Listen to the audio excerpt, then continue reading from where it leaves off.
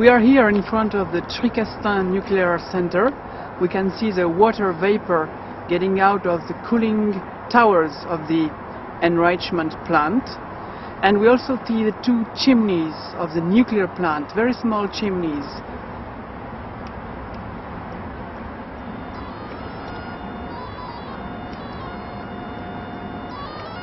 So we are measuring the level of gamma radiation here. We can see that it's a little bit below 200 counts per second, which is already abnormal. But if I move my body is no more stopping the gamma radiation coming from those drums containing uranium, and the level of radiation is increasing. It's about 270 counts per second. So our bodies are stopping a little bit those radiation, which means that the energy they send in the air is creating damage in our body. If we go closer, those drums are containing uranium and they are sending gamma radiation into the air around, closer to the gamma emitting source. So now we have more than 300 counts per second. This level of radiation is about 4 times above natural value in this area, which is 70 or 60 counts per second. So the people who live around here receive gamma radiation from the radioactive material which is stored on this site.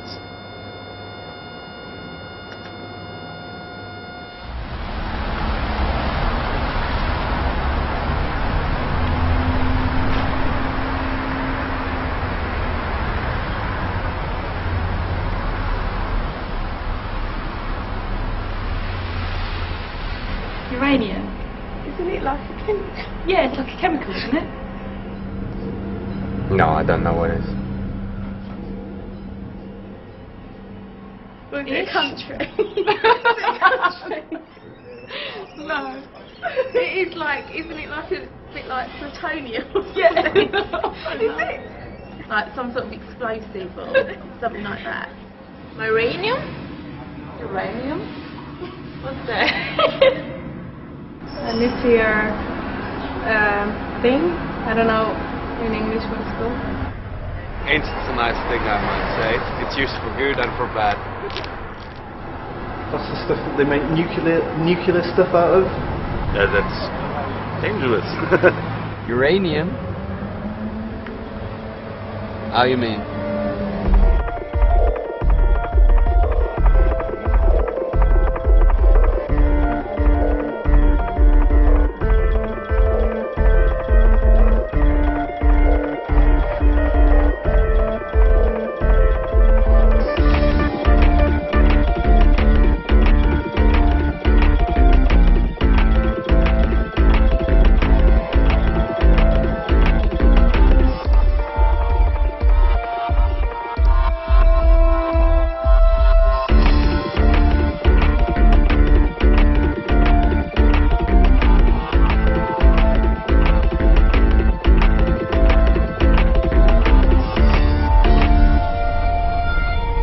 We have to be really, really careful because we are dealing with uranium.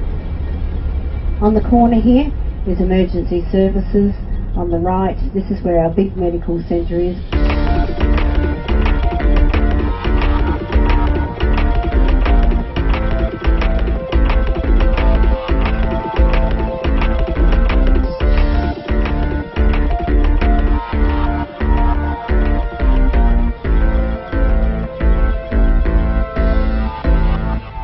See the drums of uranium just in there in that sea container. We pour that black powder into those drums. They're 34-gallon drums or 205-litre drums, and we strap each one into those sea containers individually. We put 48 in a sea container, we seal it, we put these stickers on the outside, and it's ready to go down to Adelaide.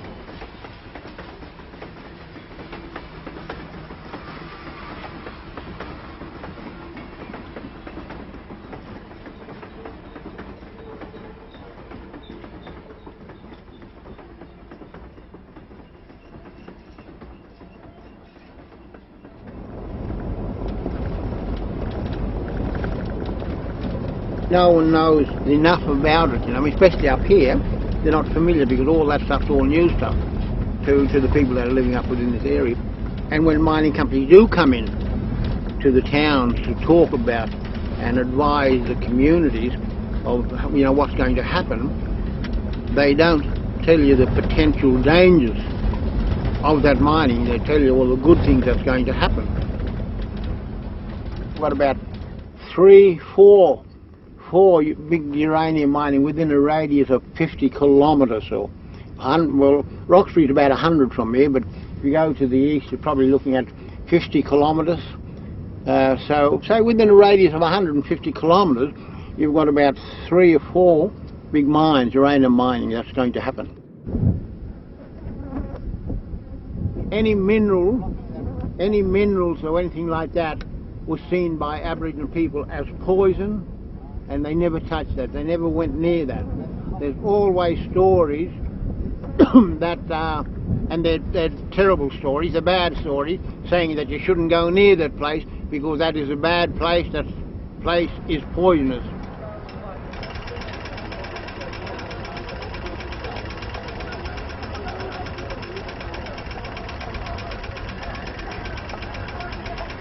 Australia is one of the world's major suppliers of uranium. Australia is very prospective for uranium and we have pretty good prospects for increasing the number of mines. Australia exports about 10,000 tonnes of uranium a year. In 2006-2007 the export value of that was about $586 million. It's forecast to grow to $972 million in this financial year and to about $1.3 billion a year by 2011-2012.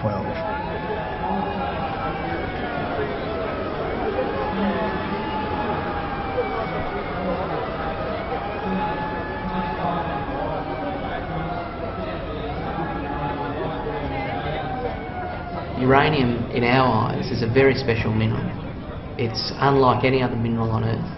It's linked to the production of the world's worst industrial waste, and it's linked to the creation, the spread, the proliferation of the world's worst ever weapons. So, from an Australian perspective, as a country that holds around 35 or 40% of the world's uranium, the thing that we are hoping to do, and the thing that we see as our responsibility, and the best thing we could do for the world, is keep the genie in the bottle.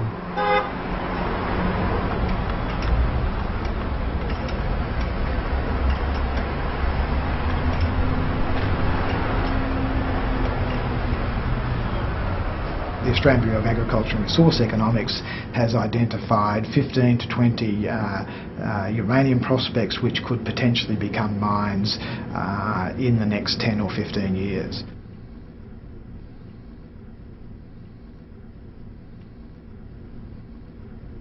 So Australia is very prospective for uranium. Australia is one of the world's major suppliers of uranium. People want our product, they're going to keep wanting it. The British have just committed to the nuclear power industry for at least another 70 years. So people want our product and we can supply it.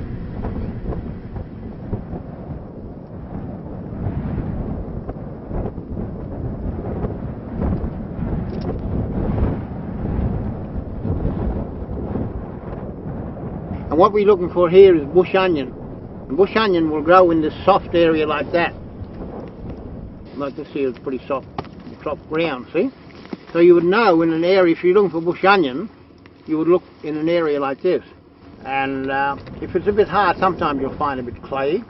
But you have a rock and you beat that ground. See? In the nuclear industry, the first step is uranium mining. The companies have to get uranium ore from the soil and to put it at the surface. This is uranium mining. Then this uranium ore has to be crushed and the uranium element has to be get out of the ore. It is called an uranium mill. And you push the dirt away, and then this is how you find bush onions. Can you see those two little bush onions there? So that's what you're digging for. This will produce yellow cake, which is uranium concentrate. It will then go to a conversion plant to change this uranium into a gas, UF6. Here's another one, there's a big one, see? So that's what you call bush onion. Bush onion, see? Bush onions we call yalka. So then you have a plant that will use this gas, UF6, to convert it again into uranium metal and prepare the powder, and which will be compressed and heated to make the small pellets and to prepare the fuel, the rod. But what you do is you peel it like that, see? You can cook them in the ashes. After this fuel fabrication, the fuel will go to the nuclear plant, and you will have there the nuclear reactions, and this fuel will become highly radioactive. It's called spent fuel. And you'll always, the important thing is, with the same as everything else, the old people say to you, if you dig that out, you've got to cover it back in again, fill it back in again, see? Fill it back in, so the rest of the bush onion in there will be there. So then you have the management of the waste, spent fuel, other kind of low-level waste, and all the industry of how to manage those radioactive waste. Obviously, the link between all those steps is transportation, by train, by truck, by plane. I say this in my Arabana language. Yalka Niki Charpa Ngurku. What I'm saying there, this bush onion is very good food. The Western society, it's about now rather than the long term. It's what we can do now, what we can hoard up now, what treasures and wealth we can hoard up. I think the people from the Western world don't realise that and don't understand that by doing what they're doing to the lands, polluting and damaging that land, they're actually doing that to themselves in the long term. Yeah, what I'm saying is this is my grandmother's country, and my great-grandmother's country, and my mother's country. I was born here, grew up here, lived here all my life, never left it, been here all my life. Now it's like the back of my hand. Yeah. God's own country. Woo!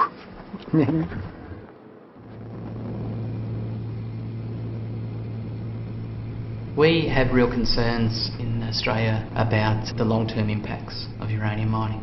The long-term social impacts, the long-term cultural impacts on Indigenous people, obviously the long-term environmental impacts from leaking tailings dams and from contaminated water. We also have concerns about the long-term financial impacts, because what we've found so often across the mining sector in Australia is that mining companies quickly form, quickly identify deposits of whatever that mineral that's in demand is. They access it, process it, sell it, and then they finish.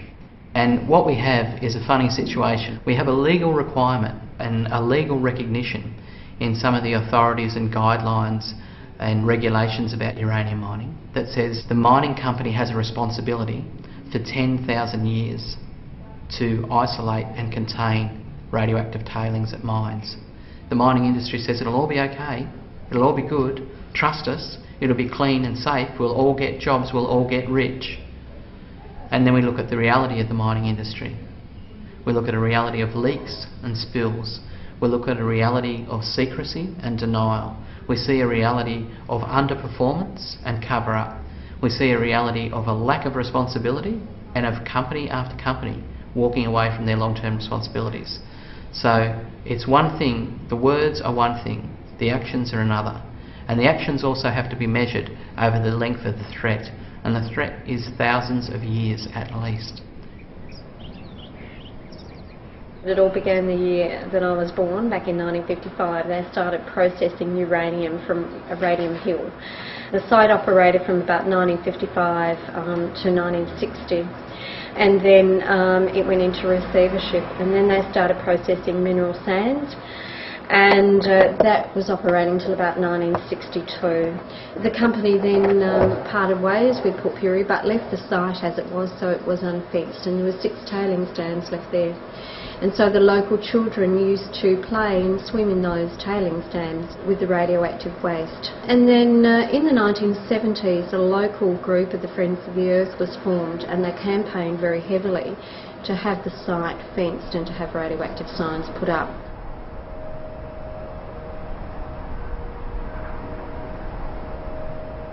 Mining companies can say whatever they want.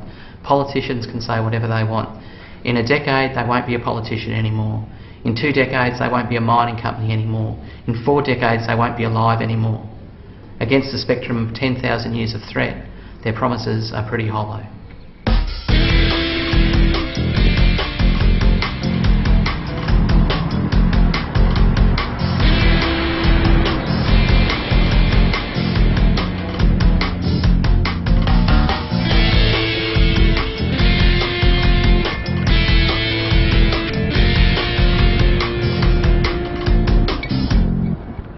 I really did like it there, you know, like living in Kakadu National Park, virtually. So, you know, I liked it. I liked the fishing, I liked my kids, you know, it was good school, and yeah, just come home. Mainly because of family, really, because it's a long way away. Yeah.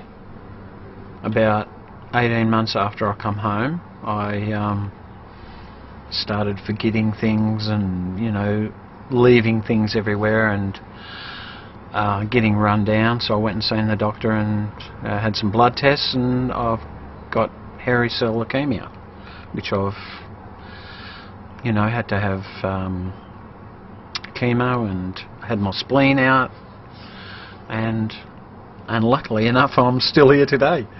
So yeah, but not so lucky for my boss that I work for. He died, and his brother died. I mean, these are, and one of the plant operators died, and these are just the 2 brothers that I work with. They were younger than I was, and I was just surprised to hear that, you know, they died from a cancer. There were protesters there protesting against it, but, you know, because I was young and naive, I didn't think anything of it. It was just a job. You know, if you were getting half as much money, or $800 a week, you'd be thinking, oh, you know, maybe I should be joining, maybe I should be doing this, you know, maybe I shouldn't be, you know, exposing myself to some health risks. But when you're being paid probably 3 or 4 times as much as that, well, you think, oh, okay, it'll be alright for a little while, and then I'll give it up. I'll go and do something else.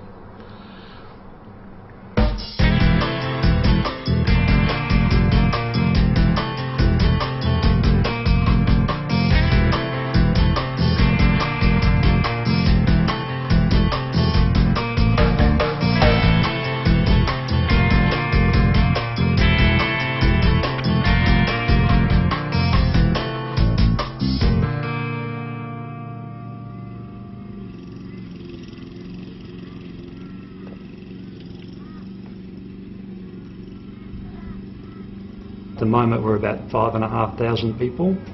We'll grow to 10, maybe 12,000 people. We have a cemetery in Roxby Downs with nobody in it, and that cemetery has been in existence for about 18 years and there's still no one in it. The mine's been very important for South Australia. It's created a lot of employment, but I think the mine, BHP Billiton, is very proactive in trying to make sure that whatever they're doing is going to also enhance our environment. They're not here to be doing what they can and exploiting or creating problems environmentally. They actually have a big team of people making sure that everything they do is done the right way, so they can leave less of an impact upon our environment, which I think is great.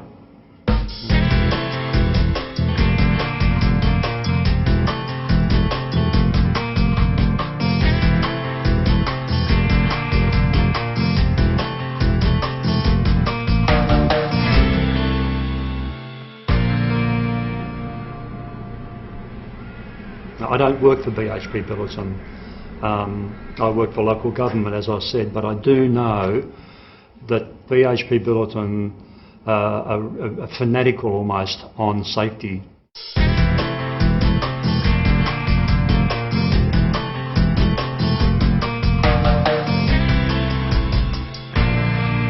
I don't wish to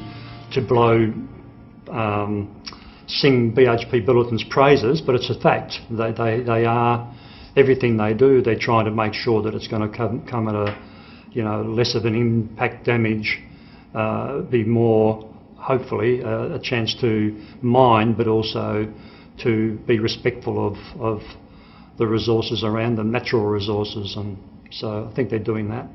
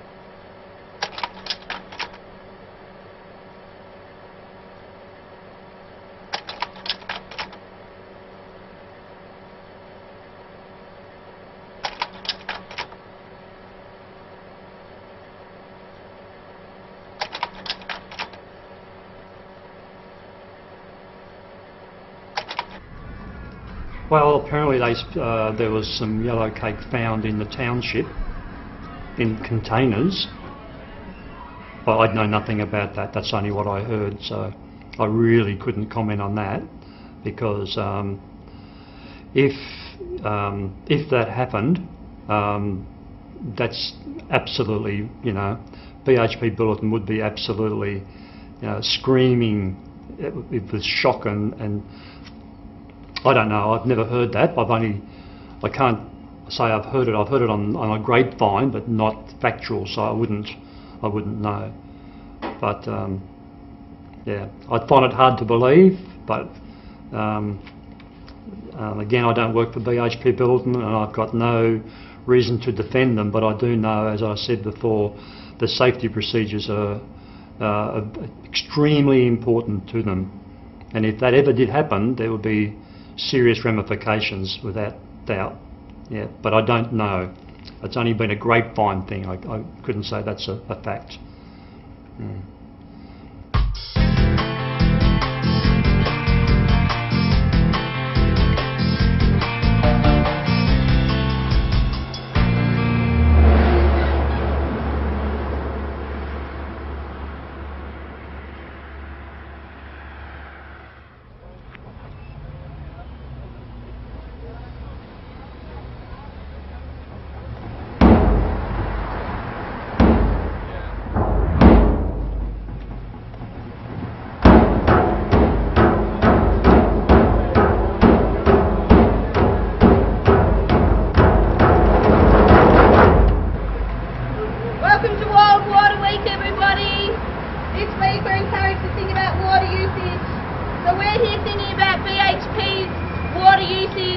In just one uranium mine, BHP sucks up over 35 million litres of water a day.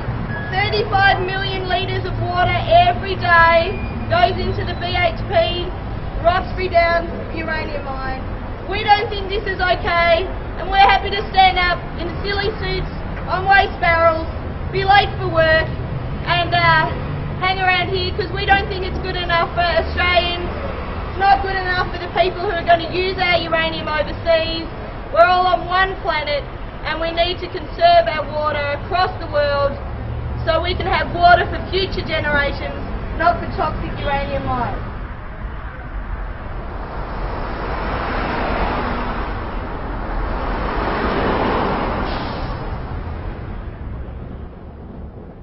This is the lifeline to the mine, 6 metres down below us. Without this pipeline, that mine could not exist.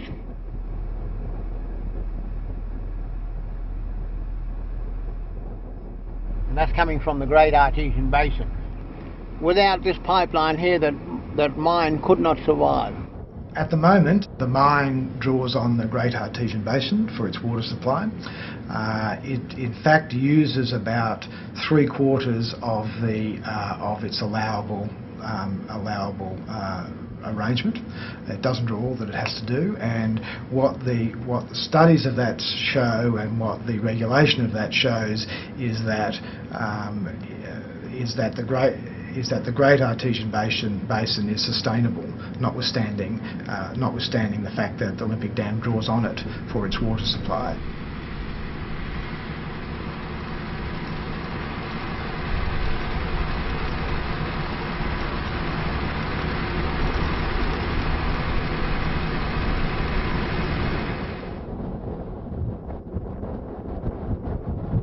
The only thing about that is that it's the mining company themselves who do the monitoring and collect all the data. And if they want to manipulate that data, they can, because no one else sees it. If there's an impact on the basin, you wouldn't know, because they're not going to tell you that anyhow, because it's their livelihood that's threatened. So that's water that's coming out of the Great Artesian Basin. See? And I suppose you call it artificial. Down the track we'll see natural water escaping from the Great Artesian Basin in the mound springs and that. So it's amazing to look at this dry and this arid looking land. You wouldn't expect to find so much water below, but there is. Yeah. Again, the changes since the mining, you've got a depression. As you'll see in there, see there's a depression? In the past you didn't have that. There was a level filling across there rather than a depression. Aboriginal people who live in the area have absolutely noticed that natural springs and natural outlets for Great Artesian Basin water called mound springs, which have been really important both culturally and for ceremony significance, they're drying up. Flow rates are reduced. These are significant impacts, and the appetite for water at the Olympic Dam mine is only increasing. The Olympic Dam mine, owned by the world's largest mining company BHP Billiton, every day sucks up at least 35 million litres of water every day. Without cost, it sucks that up free from ancient fossil groundwater reserves.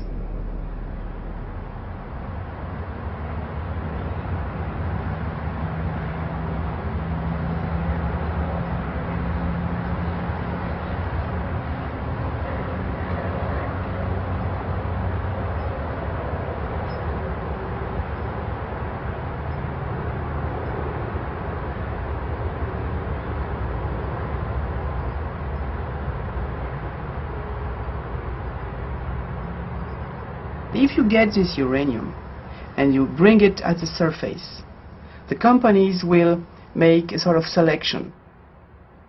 The most active rocks will be sent to the uranium mill that will prepare yellow cake, uranium concentrate, but they will leave a lot of radioactive mud called tailings.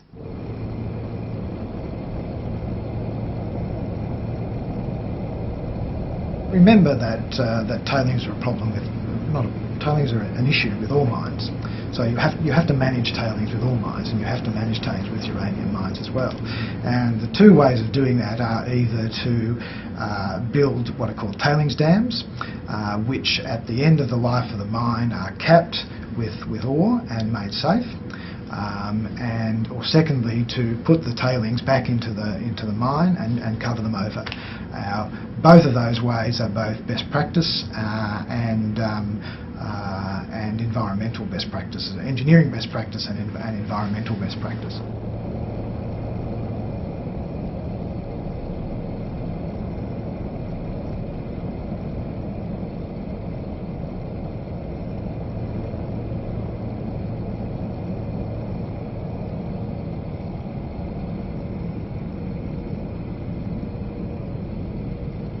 they have the composition of powder. It's readily eroded by wind or by water, and those tailings are going to remain hazardous for thousands of years. The volume is so large that the company they intend to leave it on the surface and not move it. You know, that they're looking to just leave it on site.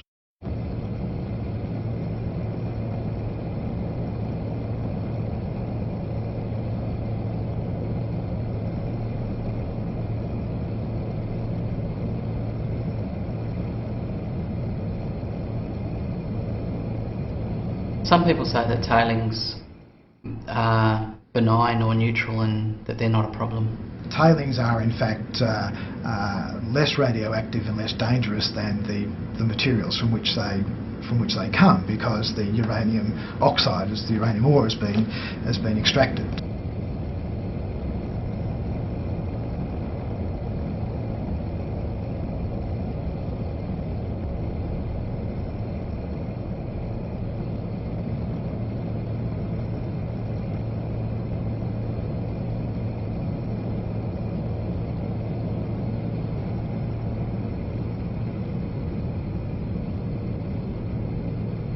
The absolute reality of tailings is that they contain 75 to 80% of the original radioactivity of the ore body.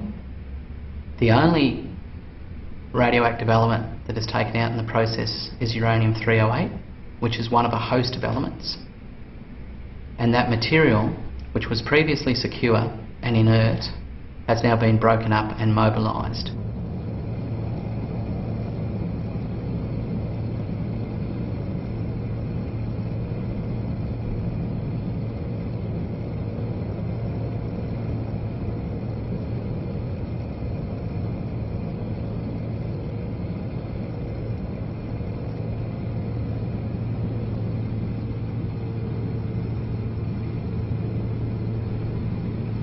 Tailings are a profoundly serious environmental management problem.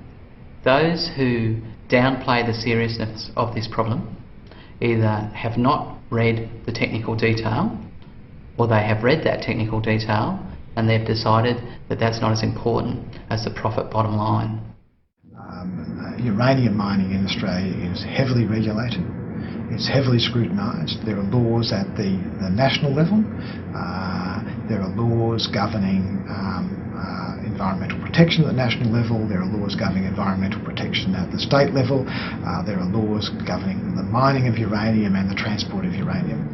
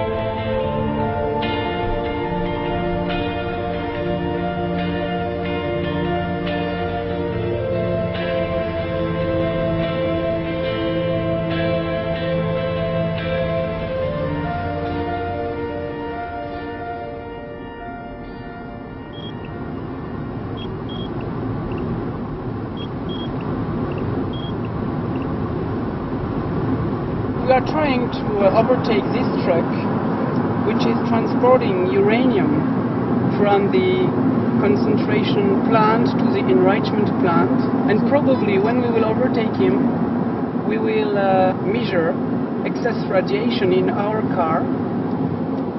So at the moment the level of radiation is normal, about 60 counts per second, but when we will overtake the truck, we might measure an excess of radiation.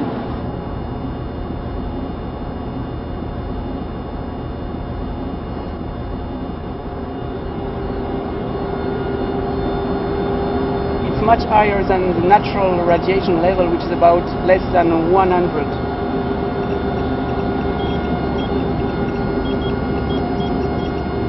So at the moment we measure 1,600 counts per second, which is very high compared to natural radiation, which is below 100.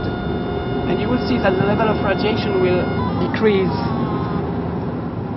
because we are getting away from the radioactive truck. So now we don't measure any excess radiation from this truck.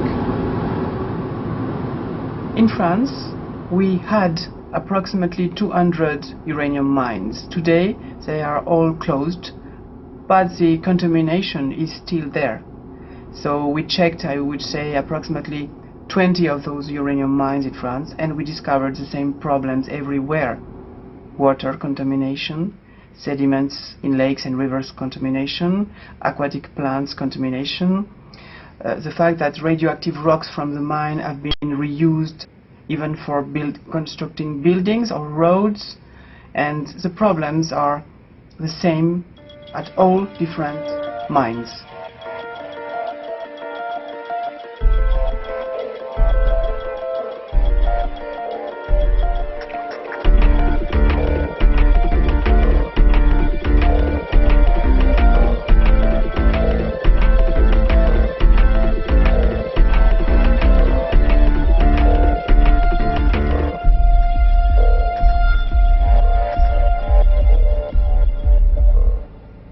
CURAD means Commission for Research and Independent Information about Radiation. So it's an NGO which has been created in 1986, just after the Chernobyl accident, because the French government said that in France we had absolutely no contamination from Chernobyl, which was wrong. So a group of people decided to set up this organization, to hire scientists, to buy equipment, and to create an independent laboratory. So our action is to make measurements and to improve people knowledge, people awareness about the problems linked with radiation in the environment, radiation at home, radiation at the hospital, and obviously nuclear energy and its impact.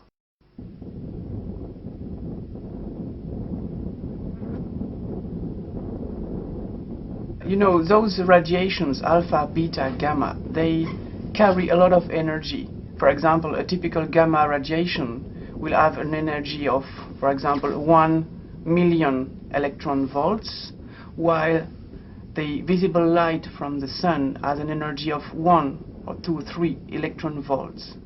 So those radiations, ionizing radiations, they carry a lot of energy. You know that if you spend too much time exposed to solar rays, you can get skin cancer. So you can imagine that if you receive those alpha, beta, gamma radiation, which are much more powerful, they can create breaks in our DNA and increase the risk of cancer.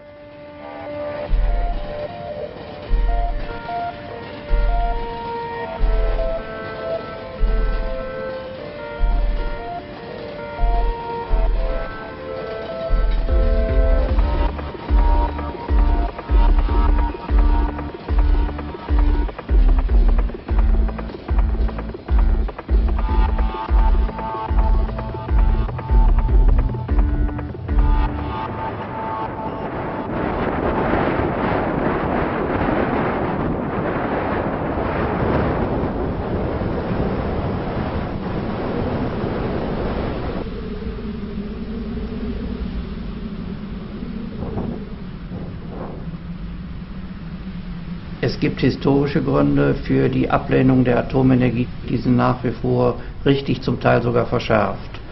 Das ist die Frage der unzureichenden Entsorgung, das ist die Frage der Risiken, wobei bei Atomenergie nicht die Frage der Eintrittswahrscheinlichkeit das Entscheidende ist, sondern der mögliche Schadensumfang. Jede Risikoanalyse hat immer zwei Komponenten, also die Eintrittswahrscheinlichkeit, die ist sicherlich geringer als beispielsweise ein stehen gebliebener Fahrstuhl, aber auf der anderen Seite ist dafür die andere Komponente so gewichtig, nämlich die möglichen Folgen, dass eben die zweite Komponente, die genauso wichtig ist, umso mehr zum Tragen kommt. Der dritte Punkt ist der militärische Missbrauch.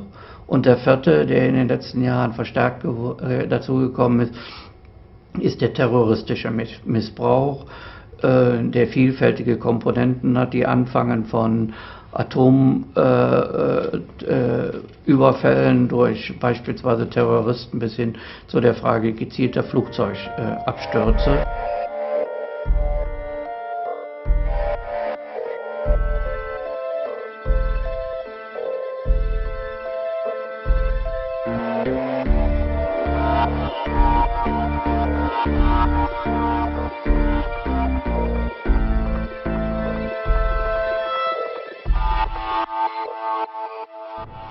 Sagen wir mal, die Atomenergie ist für meine Begriffe nicht das, was es sein soll. Sie bringt uns viel Unheil. Letztendlich ist ja doch immer der Mensch dabei, der das praktisch entscheiden muss, Knöpfe drückt. Also ich finde schon, dass das absolut sicher ist. Ich habe mir auch mal eins angeschaut mit der Schule. Ich finde das schon, also es ist okay. Gründe für Atomenergie? Kann ich Ihnen ja keine sagen. Der Bau von Atomkraftwerken ist im hohen Maß subventioniert worden in Deutschland.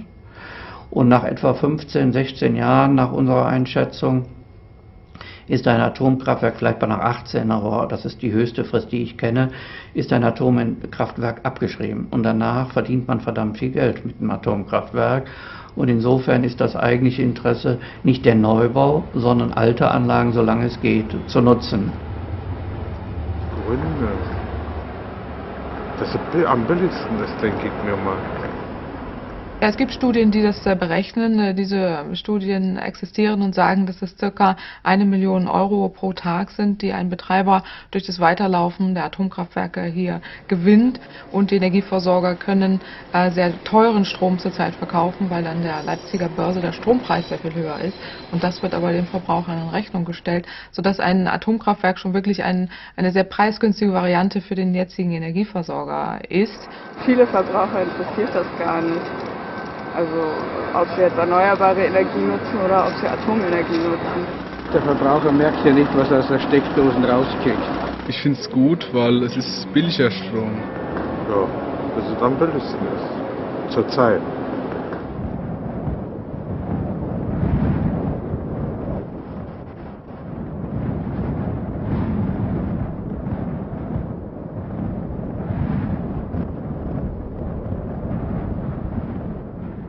Tatbestand ist, wenn man die nächsten 15 Jahre sich anguckt, werden erneuerbare Energien auf jeden Fall preiswerter, traditionelle Energieformen teurer.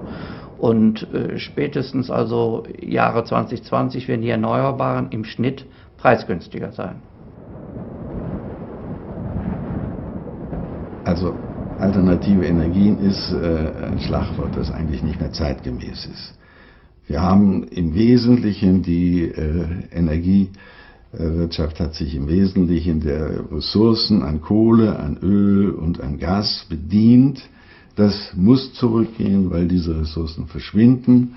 Und dann gibt es Möglichkeiten dreierlei Art. Das eine und bei weitem interessanteste, aber am wenigsten populäre ist, weniger Energie zu verbrauchen. Das ist auch ein technisches Problem. Es ist nicht nur, dass man sein eigenes Verhalten verändert, sondern das ist ein ganz großes Potenzial. Sodass jede Kilowattstunde, die ich nicht verbrauche, brauche ich nicht mit fossilen Energien oder auch nicht mit Atomstrom oder auch nicht mit Windstrom zu füllen. Das zweite ist der ganze Bereich der erneuerbaren Technologien, der jetzt in starkem Maße in Gang kommt. Wir haben also hier in Deutschland inzwischen etwa halb so viel, wie wir Atomstrom haben, schon Strom an erneuerbaren Energien. Und das dritte wäre die Atomenergie, deren weltweite Bedeutung wesentlich geringer inzwischen ist als die der erneuerbaren Energien. Das heißt hier, das Schlagwort alternative Energien führt in die Irre, weil das zeigt so an, ja, das ist etwas, was vielleicht irgendwie funktionieren könnte. Nein, das kommt im großen Stil.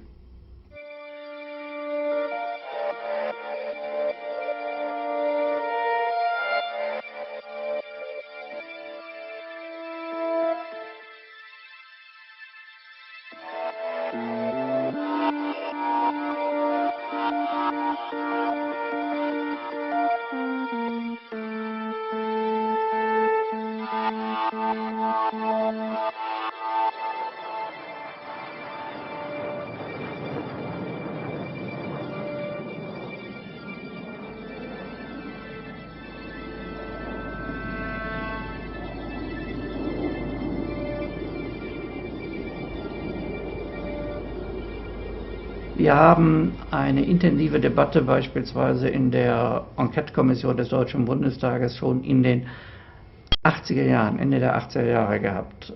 Und damals war die Kommission mehrheitlich besetzt von Befürwortern der Atomenergie, unter anderem auch durch Professor Michaelis, der in Deutschland das Handbuch für die Kernenergie geschrieben hat, also sozusagen einer der Hauptmotoren für die Kernenergie. Und wir haben uns mit der Frage beschäftigt, kann die Atomenergie das Klimaproblem lösen? Und das Ergebnis dieser Kommission, die wie gesagt mehrheitlich aus Befürwortern bestanden hat, war einstimmig: Die Atomenergie kann das nicht. Gut, ich persönlich fand sie einfach kitschig, die Kampagne. Und ich glaube, dafür ist auch viel zu viel im Kopf drin, was in den letzten 20 Jahren passiert ist, dass ein paar glücklich schauende Kühe vor dem Atomkraftwerk nicht unbedingt die Sache verniedlichen können. All die Herren, die jetzt so tun, als sei der Klimaschutz was Neues, waren alle schon in den 90er Jahren in den Debatten beteiligt. Wir haben bei den Ausstiegsverhandlungen die gesamte Klimaproblematik mitbehandelt. Das Problem ist nur, dass die Politik jetzt in der Hand dieser Konzerne ist.